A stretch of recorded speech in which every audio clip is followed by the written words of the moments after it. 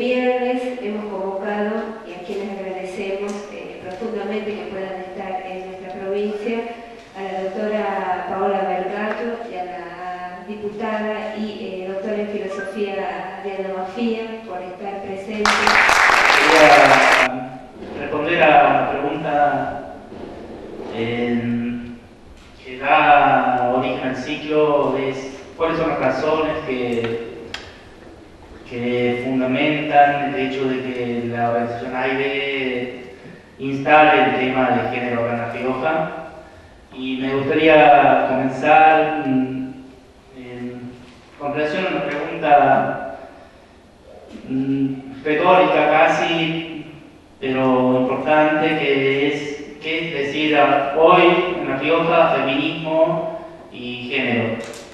Para eso me gustaría comenzar como disparador de la respuesta, hacer referencia a un libro que publicó la biblioteca, ya que estamos acá, sobre un jurista riojano, César Reyes, que en 1920 en la ciudad de La Rioja dictó una conferencia sobre los derechos de las mujeres, y en esa conferencia en 1920 en La Rioja trataba sobre la igualdad de género y decía cosas interesantes. Lo voy a leer textualmente para que lo sepan, para que quede claro lo que decía él.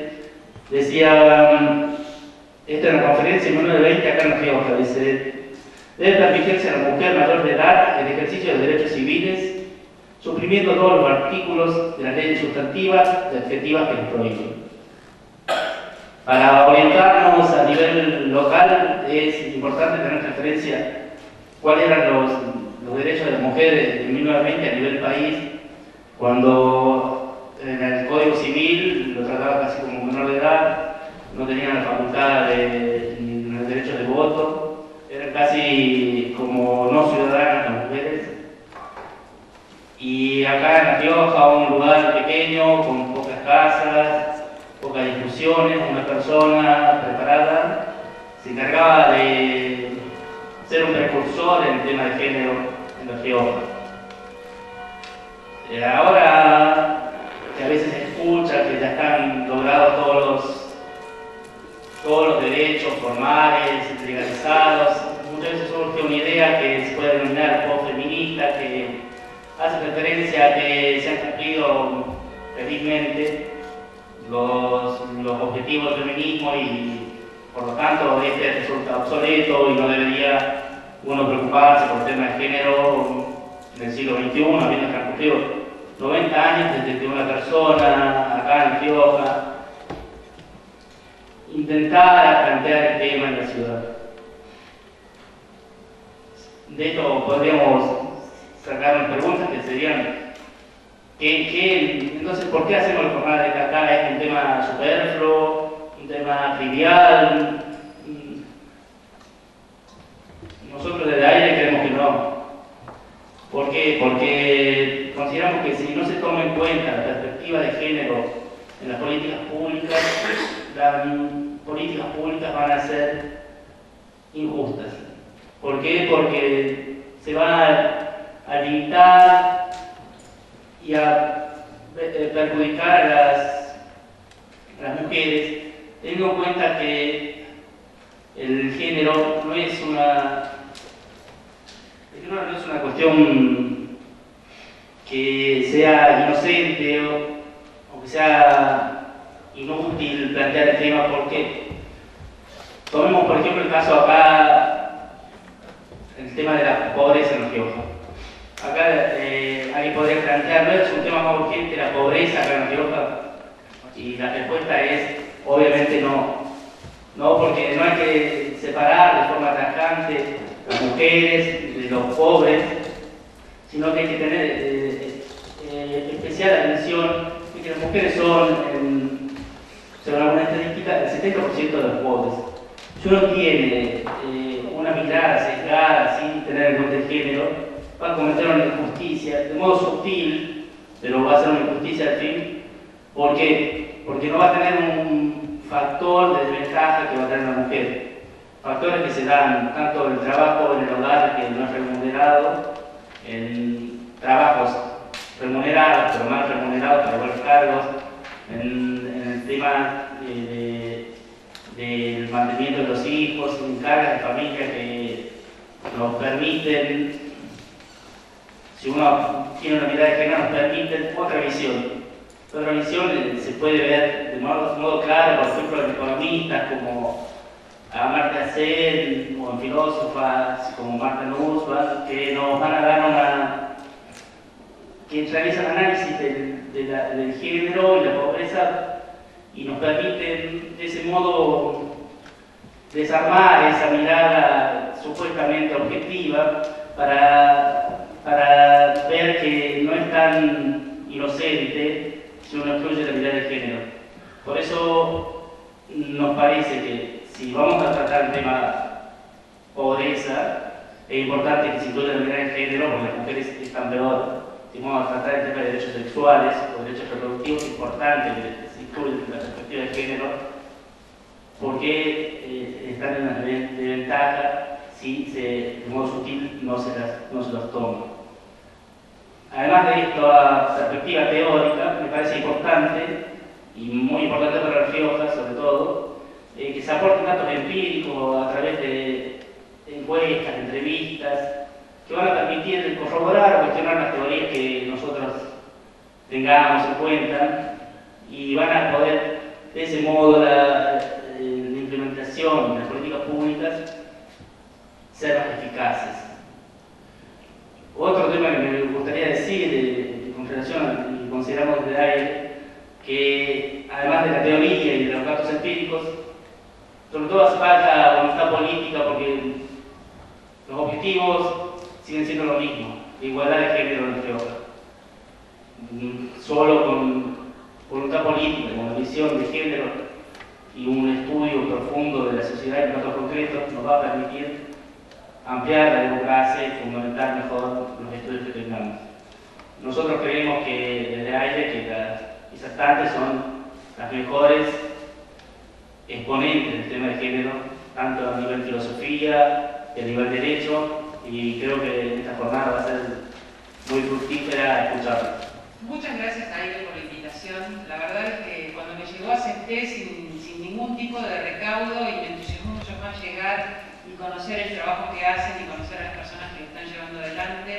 Me parece que construir ciudadanía y hacerlo con un fuerte énfasis político, pero no con las divisiones partidarias que a veces nos impiden trabajar en común, realmente es un mérito extraordinario. Yo espero que por mucho tiempo puedan seguir haciéndolo y ustedes poder seguir disfrutando de esa construcción.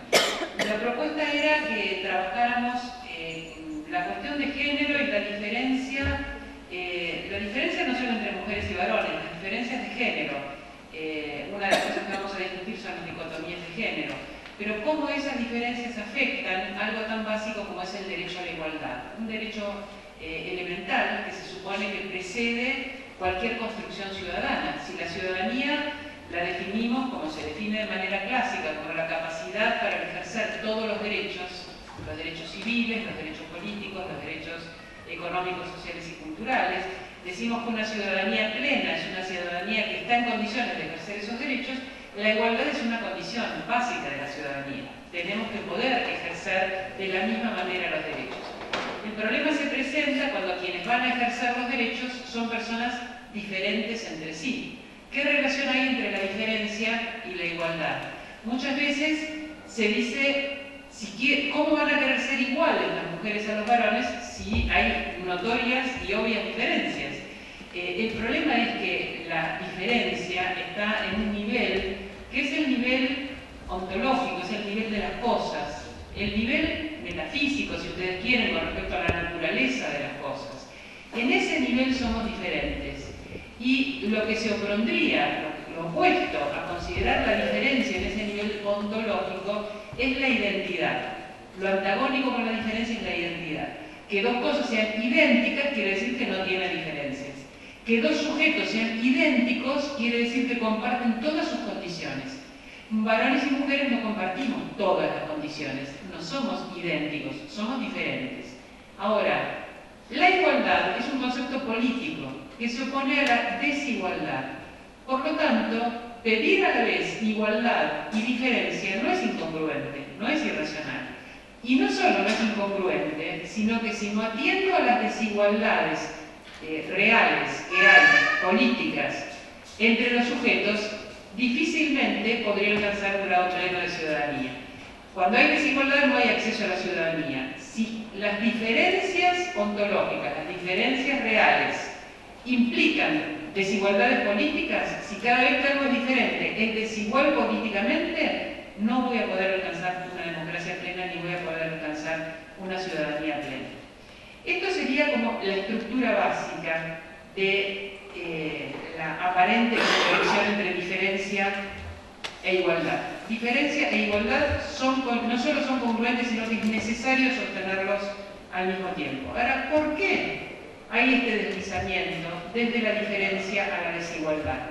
Esto es algo que es muy antiguo y está muy arraigado en el pensamiento occidental, filosóficamente muy arraigado, porque en el pensamiento tradicional, cuando hay una manera de presentar las oposiciones entre cosas diferentes que hacen que cuando consideramos una diferencia la consideremos jerarquizada. Es decir, no solo algo diferente, por ejemplo estamos en las tierras del Chacho, pensamos en civilización y barbarie o culturas tradicionales, cultura europea. No se establecen solo diferencias, inmediatamente se jerarquiza esa diferencia.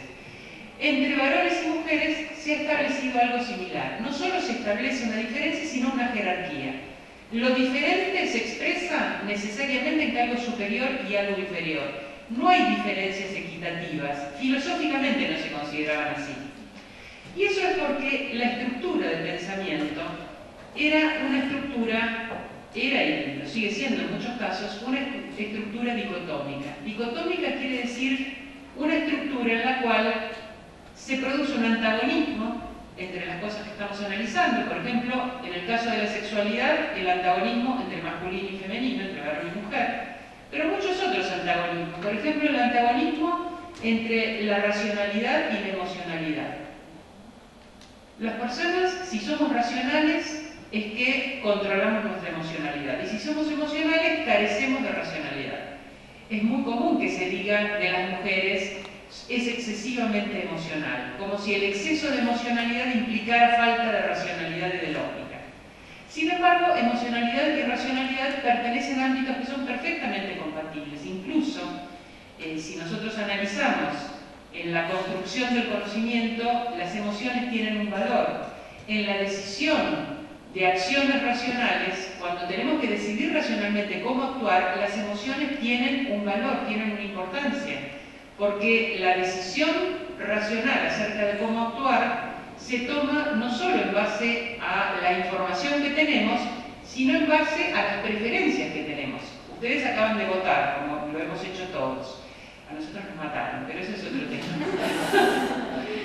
Acaban de votar. Al votar, ¿qué hacemos? Por un lado, tomamos en cuenta la información, y acá muy bien decían, construir información es una manera de acercarnos a una mejor decisión racional.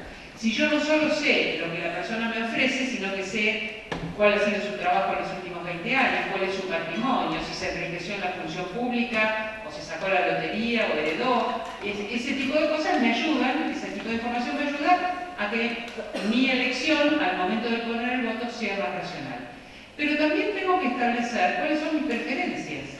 ¿Cuáles son mis preferencias? Quiero una cultura de cierto tipo, una economía de cierto tipo, quiero que las decisiones sean participativas, prefiero que las decisiones las tomen los expertos, quiero que el oficialismo se junte con la oposición, quiero que el oficialismo reniegue de la oposición.